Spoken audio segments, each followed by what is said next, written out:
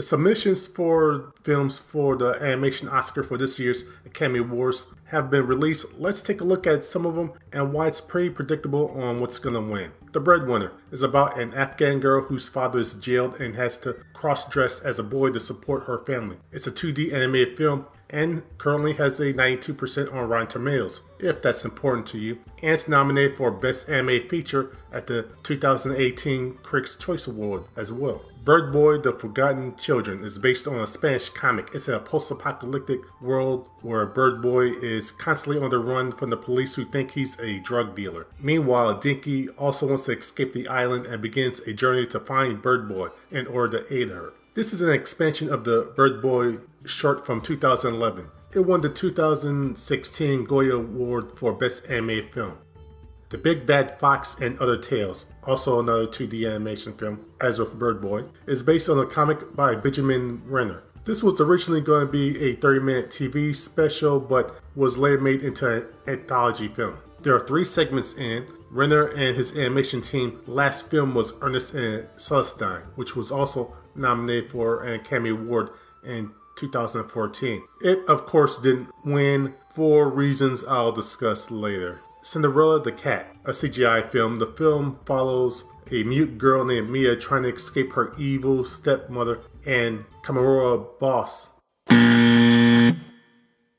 Ernest and Ethel, another 2D animated film based on the 1998 graphic novel by Raymond Briggs. The film focuses on a couple's marriage from the 1920s to the 1970s. The comic covers their courtship to the deaths. Next, The Girl Without Hands, another 2D animated film. This is based off of a Brothers Grimm tale. It premiered in 2016 at the Cannes Film Festival. It follows a girl that was accidentally sold to the devil by her father. The devil eventually demands to have the girl's hands lopped off, after which the girl runs away and meets a prince. The rest of the film follows their adventures. In This Corner of the World, another 2D animated film based on the Japanese manga of the same name. Set in the first half of the 20th century, it follows characters before and after World War II. While this is a work of fiction, the film does use real facts and incidents. It has a 98% on Rotten Tomatoes too, if you care about that stuff. Next, one of the most interesting anime films, Loving Vincent. The film covers the life of Vincent van Gogh. This is a experimental film. The animation is all on oil paintings on canvas by 115 painters. There are 65,000 frames of paintings about an interesting subject. I wish I could see this now. Next, Mary and the Witch's Flower, a 2D film based on the Mary Stuart novel The Little Broomstick from 1971. A girl named Mary discovers a flower that makes her a witch, temporarily. This was produced by Studio Punko, created by former animators of Studio Ghibli. Moomins and the Winter Wonderland, a stop-motion animated film based on the Moomins TV series. My Entire High School Sinking into the Sea, a 2D animated film, and seems to be a independent animated film, which is interesting. The film follows a couple of teenagers writing for the school paper. The school auditorium falls into the ocean that's filled with kids and wackiness ensues. Napping Princess, The Story of the Unknown Me, a 2D animated film, a fantasy film where a girl named Kokono Morikawa from 2020 Japan takes a nap and dreams of a fantasy world named Heartland. That's main focus is on cars. Kokone starts slipping into both realities. The film follows her as she goes back and forth from fantasy and reality. She also has to come to terms with her relationship with her father and the truth of what really happened to her mother. A Silent Voice or Shape of Voice, a 2D animated film based on the Japanese manga that follows 2 characters. Shoko, a deaf girl who is bullied by Shoya. It gets to the point where everyone at school starts to bully her as well, and she changes schools. Afterwards, Shoya finds himself the subject of bullying as well. It gets to the point where he becomes a shut-in and strongly considers suicide. Because of the isolation, he no longer is able to see anyone's faces. Slowly over time, he begins to reconnect with people. He then decides to fix his previous sins and perhaps even gain some redemption. Of all the films on this list, along with Ernest and Ethel, this is probably the most relatable story among the potential nominees. It's a coming-of-age story with regret, depression, love, friendship, understanding, and redemption. And it has a 0 chance of winning, of course. Next, Window Horses, The Poetic Persian Epiphany of Rosie Ming, a 2D anime film based on a graphic novel by Anne-Marie Fleming. The film is written and directed by Anne-Marie Fleming as well. It was a crowdsourced via Indiegogo. It follows a young Canadian girl, Rosie Ming, voiced by Sandra Oh, with strict Chinese grandparents. She finds out what really happened to her mother and father.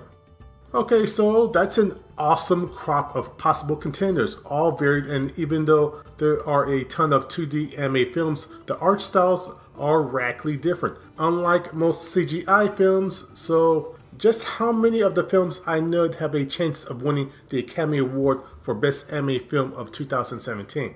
None of them.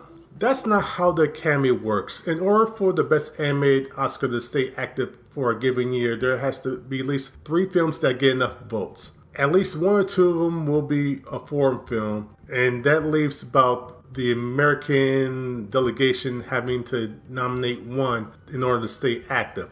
Okay, but again, why can't any of these films win? Well, a clue can be found if we look at the previous 16 winners. 14 have been CGI. Of those, 12 have been Disney or Pixar. See a theme? The 2 non-CGI films were Wallace and Gromit: Curse of the Were-Rabbit and Spirited Away.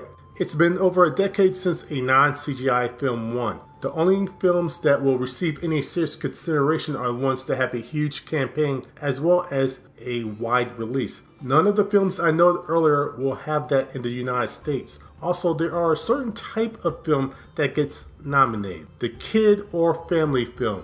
The Academy members don't see animation as a viable medium. This is further proved when over the last few years, members have been interviewed anonymously on why they vote the way they do or why they don't vote for Best Anime Film. Reasons given: they just pick the ones that their kids like. They don't care, it's not important, it's only cartoons for kids. They liked all of them, so they didn't vote for any of them. They didn't see any of them, so they just picked what was popular. That's not good or okay. What's worse is who is eligible is actually voting for it. Directors vote for directors, writers vote for writers, actors for actors, and so on. Just who votes for animation? Everyone.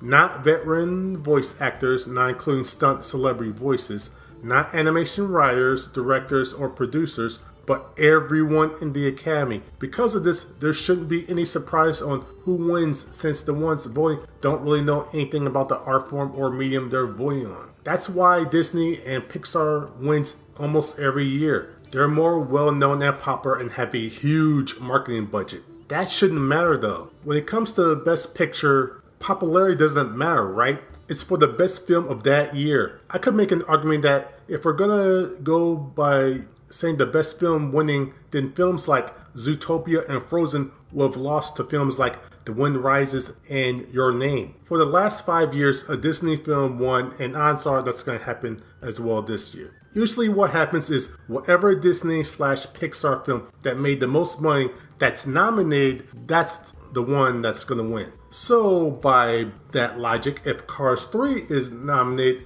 then it's going to win. But if it's not nominated, then Coco will win. None of the other films has a chance. But it's just an honor to be nominated, or a nomination makes for bigger box office for the film.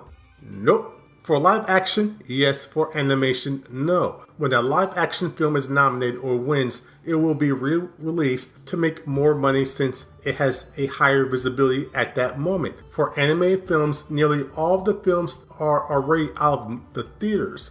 The winner, a Disney or Pixar film, and occasionally a Blue Sky DreamWorks, will already have made whatever money they were going to make, or at least that's what the film studios seem to think. As for foreign animated films, they only get a very limited theatrical run in order to qualify, and that only happens at a couple locations in LA and New York. They never get a re-release.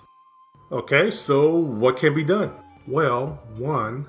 Don't have this category open to everyone. If you respect the other categories and have them be more selective, then do that here. Have it so only voice actors, animators, if it was animated in the United States, animation directors, or have more than say 5 credits in the field, that way it won't be celeb voice actors as the voting field. 2. just cancel the award. If the Academy is gonna treat the best animated film as a nothing category, then I'd rather have it not exist until some respect will be shown to the animation medium. Well, so the Oscars' credibility on this issue is debatable, but the Annies are different because they're given out by the animation industry, right? So let's take a look at the nominees for Best Animated Feature. Captain Underpants, the first epic movie. Cars 3. Coco. Despicable Me 3. The Boss Baby.